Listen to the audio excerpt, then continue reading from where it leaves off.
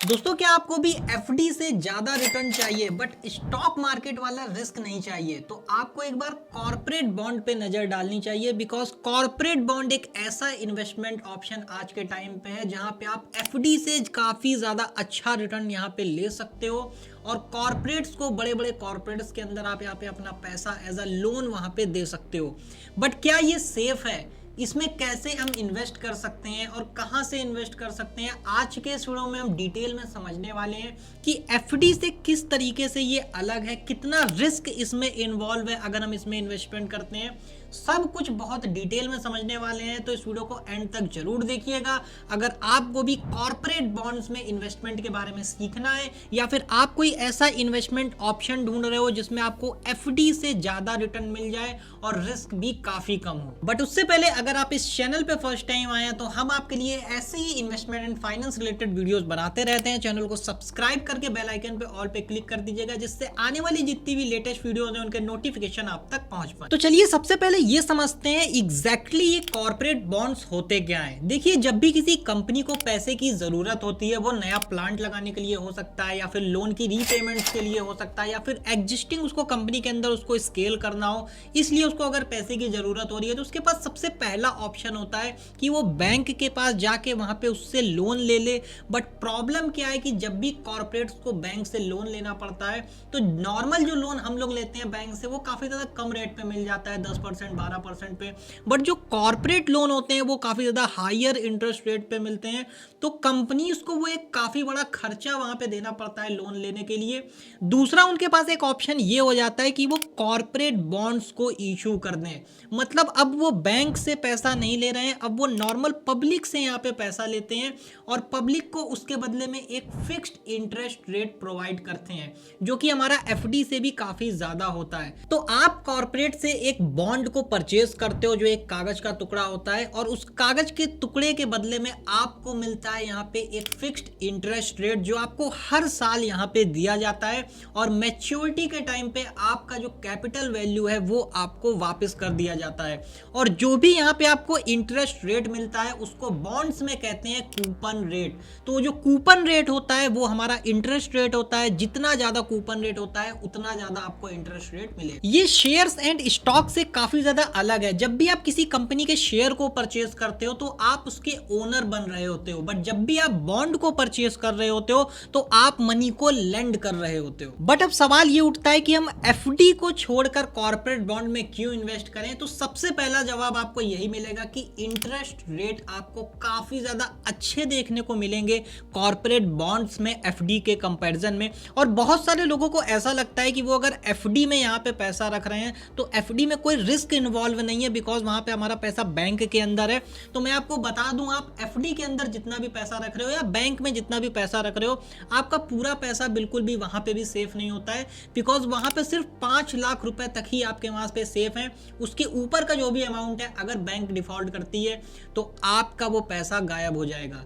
तो आपको ये चीज बहुत ध्यान रखनी है। अगर आपको ये लगता है कि बैंक के अंदर, एफडी के अंदर हमारा पैसा पूरा सेफ है, कि आपने 1 करोड़ रुपए की एफडी करा दी तो आपका पूरा पैसा सेफ है, सिर्फ 5 लाख रुपए ही सेफ है, बिकॉज वहां पे आपको डीआईसीजीसी का इंश्योरेंस मिलता है। अगर आपको समझना है डीआईसीजीसी क्या होती है तो ऑलरेडी हमने वीडियोस बनाई है, लिंक आपको डिस्क्रिप्शन में एंड आई बटन में मैं दे दूंगा, आप उसको देख सकते हो। बट कॉर्पोरेट बॉन्ड्स में जो आपको इंटरेस्ट रेट मिल रहा है वो आपको काफी ज्यादा मिलता है। अगर आप अभी करंट टाइम पे जाके देखोगे, मेजॉरिटी जो बैंक्स हैं वो आपको जो एफडी के ऊपर रेट्स प्रोवाइड करती हैं, सबसे पहली चीज वो टेन्योर एंड अमाउंट पे भी डिपेंड करता है कि आप कितना अमाउंट वहां पे इन्वेस्ट कर रहे हो, कितने टेन्योर के लिए इन्वेस्ट कर रहे हो।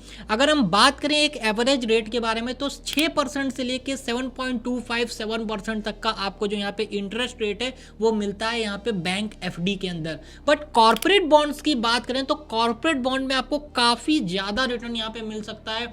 आपको 8%, 9%, 10%, 11%, यहाँ तक कि कुछ बॉन्ड्स के अंदर इससे ऊपर भी मिल जाता है। तो कॉर्पोरेट बॉन्ड्स जो होते हैं उनमें बहुत अच्छा खासा आपको रिटर्न मिल सकता है। अगर आपका कोई लॉन्ग टर्म का गोल है या फिर बेसिक शॉर्ट टर्म गोल है, उसके अंदर भी आप यहाँ पे कॉर्पोरेट बॉन्ड्स में इन्वेस्ट कर सकते हो। आप में से बहुत सारे लोगों के मन में सवाल उठ सकता है कि अगर हमें यहाँ पे इतना अच्छा रिटर्न मिल रहा है, 8%, 9%, 10% तक का यहाँ पे रिटर्न अगर हमें मिल जा रहा है, तो हम फिर इक्विटी में क्यों इन्वेस्ट करें? बिकॉज देखिए, अगर आपका यहाँ पे रिटर्न यहाँ पे ज्यादा आपको मिल रहा है तो कहीं ना कहीं तो आपका थोड़ा थोड़ा बहुत यहाँ पे रिस्क इन्वॉल्व होता है।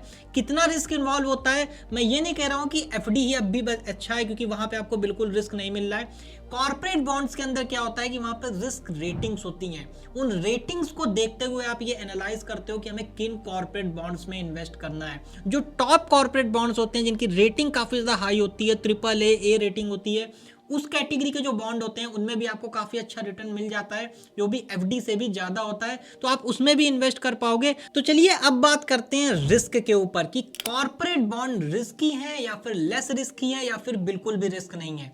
अब देखिए, कॉर्पोरेट बॉन्ड्स के अंदर जब भी हम इन्वेस्ट करते हैं तो वो जो हमें एक्स्ट्रा यहाँ पे रिटर्न मिल रहा है, एफडी से जो ज्यादा रिटर्न मिल रहा है 1%, 2%, 3% का, उस रिटर्न के बदले में मार्केट हमसे कुछ ना कुछ तो ले रहा है। वहां पे क्या होती है, वो जो यहाँ पे रिटर्न आपको मिल रहा है वो डिफॉल्ट रिस्क प्रीमियम आपको मिल रहा है।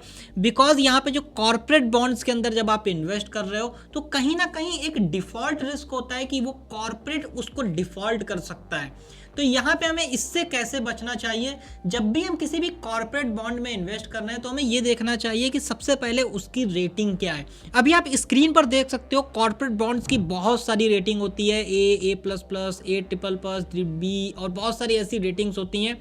बात करें यहाँ पे अगर हमें किस में इन्वेस्ट करना चाहिए, आपको टॉप क्लास कॉर्पोरेट बॉन्ड से इन्वेस्ट करना चाहिए जिसकी A से नीचे तो रेटिंग हो ही ना, A हो, A+ हो, AAA हो। जो इस कैटेगरी के बॉन्ड्स होते हैं वो जनरली काफ़ी ज़्यादा लेस रिस्की होते हैं और बेसिकली इसमें काफ़ी ज़्यादा कम रिस्क होता है, तो एफडी के मुकाबले काफ़ी ज़्यादा रिटर्न भी अच्छे दे देते हैं और रिस्क भी ज़्यादा नहीं होता है, तो एक बेस्ट इन्वेस्टमेंट बन जाते हैं। दूसरी चीज़, जब भी आप कॉर्पोरेट बॉन्ड में इन्वेस्ट कर रहे हो तो आपको चेक करना चाहिए वो टॉप कॉर्पोरेट्स होने चाहिए। बड़े बड़े जो बॉन्ड्स होते हैं, जैसे रिलायंस ने कोई बॉन्ड निकाल दिया, बड़ी बड़ी जो कंपनीज हैं, तो उसमें क्या होता है, डिफॉल्ट रिस्क काफी ज्यादा कम होता है उन कॉर्पोरेट्स के कंपैरिजन में जो काफी ज्यादा छोटे हैं। और जैसे जब हम एफडी में इन्वेस्ट कर रहे होते हैं तो हम उसको कभी भी ब्रेक कर सकते हैं, उसमें हमारे नॉमिनल कुछ चार्जेस कटते हैं और हमारे अकाउंट के अंदर पैसा वापस आ जाता है। कॉर्पोरेट बॉन्ड्स के अंदर क्या होता है, इसको हम कभी भी यहाँ पे सेल कर सकते हैं मार्केट के अंदर और हमारा पैसा हमारे अकाउंट में आ जाता है। बट एक लिक्विडिटी कंसर्न यहाँ पे थोड़ा होता है कि अगर आपको यहाँ पे बॉन्ड को सेल करना है और मार्केट के अंदर अगर बायर नहीं है तो थोड़ा लिक्विडिटी इशू यहाँ पे आ सकता है। अब एक market linked interest rate risk भी यहाँ पे इन्वॉल्व हो जाता है। मान लीजिए आपने एक फिक्स्ड कूपन बॉन्ड यहाँ पे ले रखा है जो कि 7% के कूपन रेट के साथ आता है और मार्केट के अंदर यहाँ पे इंटरेस्ट रेट बढ़ गए और वो 9% पे चले गए, तो यहाँ पे मार्केट के अंदर आपके बॉन्ड की वैल्यू काफी ज्यादा गिर सकती है। तो चलिए इन सारी बातों को मैं आपके लिए सिंपल कर देता हूं और अब मैं बात करता हूं कि कॉर्पोरेट बॉन्ड किन लोगों को सूट करते हैं।